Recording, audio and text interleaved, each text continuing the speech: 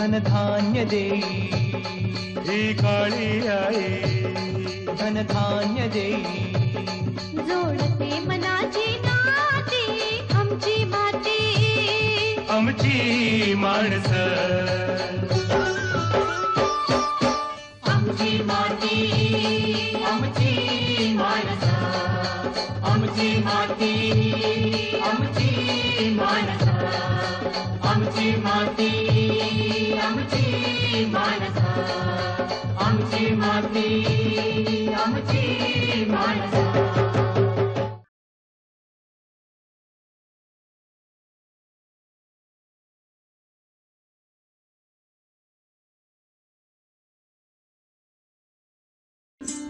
नमस्कार मंडळी, आमची माती आमची माणसं या कार्यक्रमात आपलं स्वागत.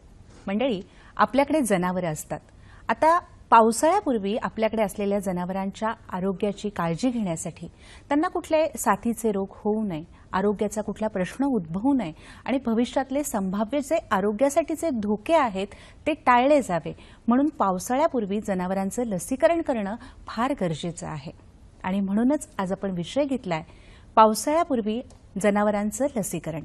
आणि आपल्याला मार्गदर्शन करण्यासाठी आम्ही आमंत्रित केले प्राध्यापक डॉक्टर अनिल भिकाणे यांना, विभाग प्रमुख भिषक शास्त्र, पशुवैद्यक व पशुविज्ञान महाविद्यालय उदगीर, जिल्हा लातूर या ठिकाणी ते असतात. नमस्कार. नमस्कार. आपल्या आमच्या कार्यक्रमात मनपूर्वक स्वागत. साधारणतः पावसाळ्यामध्ये रोग का उद्भवतात? पावसाळी हवामानामध्ये आर्द्रता ही हवेतील वाढत असते आणि आर्द्रता वाढल्यामुळे जीवाणू आणि विषाणूंची वाढ ही मोठ्या प्रमाणावर होते आणि त्याचा परिपाक म्हणून मनुष्याप्रमाणे जनावरांमध्ये सुद्धा संसर्गजन्य आजाराचा प्रादुर्भाव होतो. जनावरांमध्ये विशेषतः घटसर्प, फऱ्या, आंतरविषार हे 3 प्रमुख आढळणारे आजार आहेत. त्याचबरोबर बऱ्याच वेळेला लाळ्या खुरकूत आणि PPR या 2 रोगाची लागण पण पावसाळ्यामध्ये जनावरांमध्ये होत असते. बरं, साधारणतः कोणकोणत्या प्रकारचे रोग हे उद्भवतात? सर्वसामान्यपणे जीवाणूजन्य आणि विषाणूजन्य आजाराचा त्यामध्ये समावेश असतो. त्याचबरोबर कीटकामुळे होणारे सुद्धा आजार वाढत असतात. यामध्ये प्रमुख आजार म्हणजे घटसर्प. हा घटसर्प आजार गाई, म्हशी, शेळ्या, मेंढ्या या सर्व प्रकारच्या प्राण्यात जनावरांमध्ये आढळतो. त्याचबरोबर या आजारामध्ये जनावरं हे तडकाफडकी दगावतात आणि शेतकऱ्यांना उपचारासाठी सुद्धा वेळ मिळत नाही. आणि म्हणून या घटसर्पासारख्या आजारावर प्रतिबंधक उपाययोजने हे अत्यंत आवश्यक आहे. प्रतिबंधक उपायामध्ये लसीकरण हा अत्यंत महत्त्वाचा भाग आहे. घटसर्पावरची लस ही जनावरास पावसाळ्यापूर्वी देऊन घेणं हे आवश्यक आहे.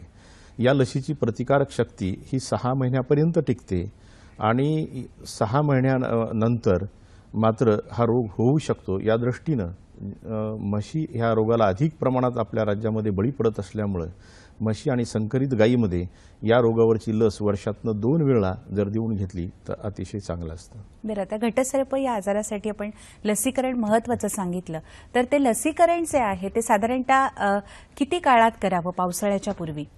घटसर्पाची जी लस आहे ही पावसाळ्यापूर्वी देऊन घेणं आवश्यक आहे. ज्यावेळेला पाऊस पडतो त्या पावसाच्या अगोदर किमान एक 15 दिवस जर हे लसीकरणाचा कार्यक्रम जर झाला तर निश्चितपणे हा रोग टाळता येऊ शकतो. बरं, आणि फऱ्या हा जो रोग आहे तर तो कशामुळे होतो आणि त्याच्यावर लसीकरणाचा उपचार कसा होऊ शकतो? फऱ्या हा रोग जनावरांमध्ये जीवाणूमुळे होत असतो आणि प्रामुख्याने आपल्या भागामध्ये हा पावसाळ्यात मोठ्या प्रमाणावर आढळून येतो. आणि विशेष म्हणजे गोवंशामध्ये जी गोरे आहेत 6 ते 24 महिन्याची तरुण जनावरं जी आहेत या रोगाला अधिक प्रमाणात बळी पडतात. या रोगामध्ये जनावराला भरपूर ताप येतो. त्यानंतर त्याच्यामध्ये फऱ्यावरती मागील किंवा पुढील फऱ्यावरती सूज येते आणि असं जनावर हे आडवं पडून 12 ते 24 तासामध्ये दगावतं.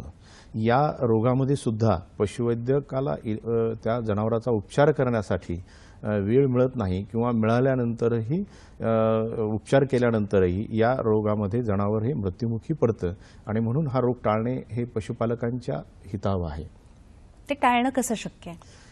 हे टाळण्यासाठी आपल्याला लसीकरण करून घेणं हे आवश्यक आहे. या रोगावर प्रभावी अशी लस उपलब्ध आहे आणि ही लस जर आपण या देशी गोवंशामध्ये तसेच म्हशी या प्राण्यामध्ये पावसाळ्यापूर्वी जर देऊन घेतली तर हा रोग पावसाळ्यामध्ये होणार नाही.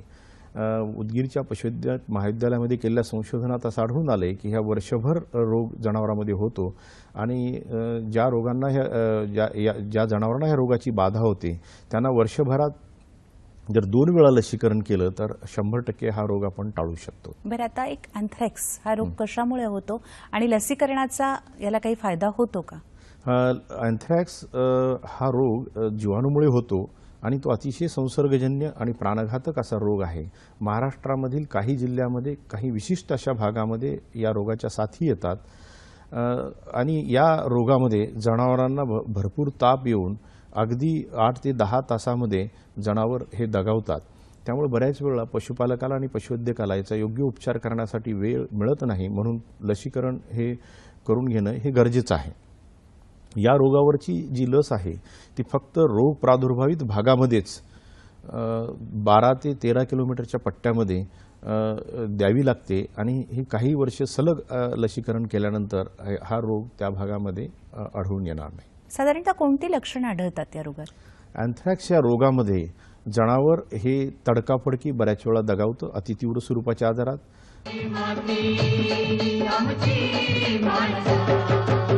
साधारणतः कोणती लक्षणं आढळतात या रोगात? अँथ्रॅक्स या रोगामध्ये जनावर हे तडकाफडकी बऱ्याच वेळा दगावतं अतितीव्र स्वरूपाच्या आजारात.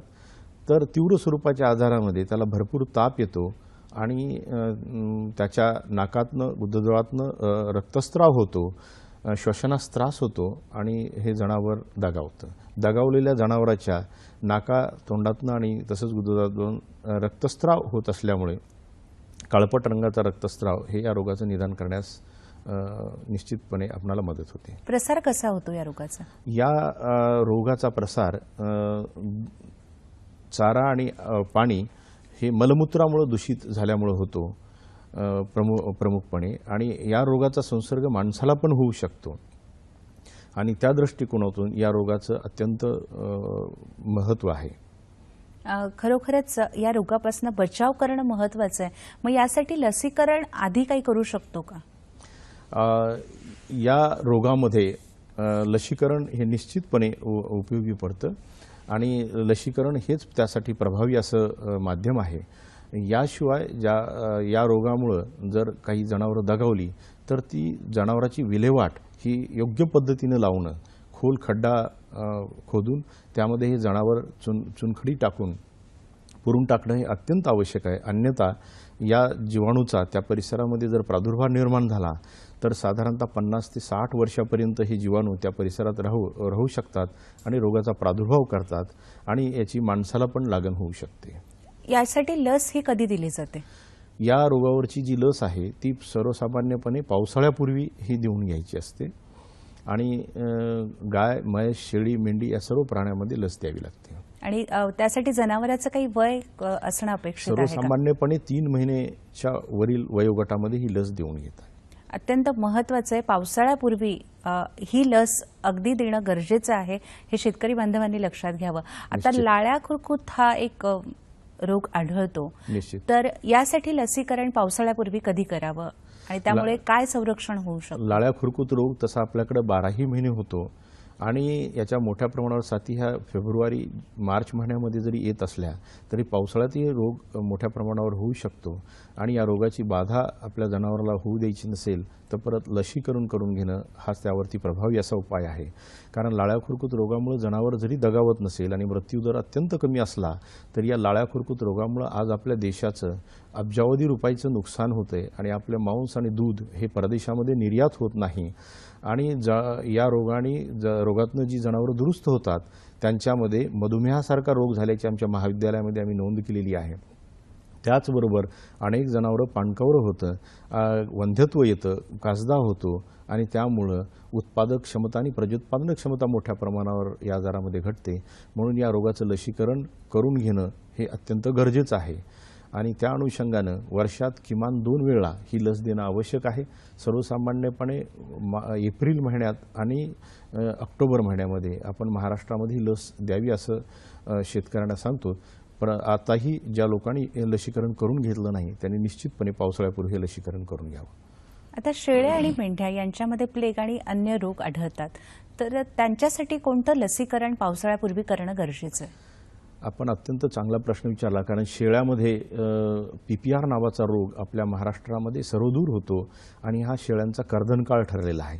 मोठ्या प्रमाणावर शेळ्याची दरवर्षी या रोगामुळे मरतूक होते आणि या रोगामध्ये आजारी शेळ्या ह्या झपाट्यानं आजारी पडतात, कळपच्या कळप आजारी पडतात आणि त्यांच्यामध्ये नाकातनं पाणी येणे, तोंडातनं लाळ गळणे, तोंडात व्रण निर्माण होणे, अंगात ताप असणे, त्याचबरोबर सर्दी पडसे होऊन आणि हगवण लागून 8 ते 10 दिवसामध्ये शेळ्या तर 4 ते 5 दिवसामध्ये पिलं मरतात आणि त्यामुळे शेळीपालकाचं खूप मोठं नुकसान होतं. परंतु आता या रोगावरती सुद्धा चांगली लस उपलब्ध झालेली आहे आणि त्यामुळं जर आपण लसीकरण करून घेतलं तर हा शेळ्यातला प्लेग आपण निश्चितपणे नियंत्रणात आणू शकतो. बरं, आता आंत्रविषार हाही एक रोग आहे, तर याविषयी काय सांगाल? आज महाराष्ट्रामध्ये शेळ्यामध्ये आणि मेंढ्यामध्ये बरं, आता आंत्रविषार हाही एक रोग आहे, तर याविषयी काय सांगाल? आज महाराष्ट्रामध्ये शेळ्यामध्ये आणि मेंढ्यामध्ये शेळ्यातील प्लेग PPR या रोगानंतर आंत्रविषार रोग मोठ्या प्रमाणावर मृत्यूकीस कारणीभूत ठरतो. विशेषतः हा पावसाळ्यात होणाराच रोग आहे आणि हिरवा चारा, लुसलुसीत चारा खाल्ल्यामुळे तसेच शेळ्या आणि मेंढ्यांना पावसाळ्यामध्ये चांगला चारा मिळाल्यामुळं दूध अधिक तयार होतं आणि पिलांना दूध अधिक मिळतं, तर अधिक दूध पिल्यामुळं पिलं या आजाराने दगावत असतात. या रोगामध्ये जनावर चरून आल्यानंतर किंवा चरत असतानाच उडी मारतं, चक्कर मारते, आडवं पडल्यानंतर तडफडून अगदी अर्ध्या ते 2 तासामध्ये जनावर दगावू शकतं. म्हणून याही रोगावरती उपचारापेक्षा प्रतिबंध बरा हेच निश्चित. आणि प्रतिबंधासाठी लस आवश्यक निश्चित. आणि या रोगावरची लससुद्धा अत्यंत उत्तम लस आपल्याकडे उपलब्ध आहे आणि ती लस देऊन घेणं हे गरजेचं आहे. मात्र सर्वात महत्त्वाची गोष्ट, या लसीच्या 2 मात्रा प्रत्येक शेळीला आणि मेंढीला मिळणं हे आवश्यक आहे. 15 दिवसाच्या अंतराने ह्या लसी देऊन घ्याव्या लागतात आणि या लसीची प्रतिकार क्षमता ही 6 महिन्यापर्यंत टिकते.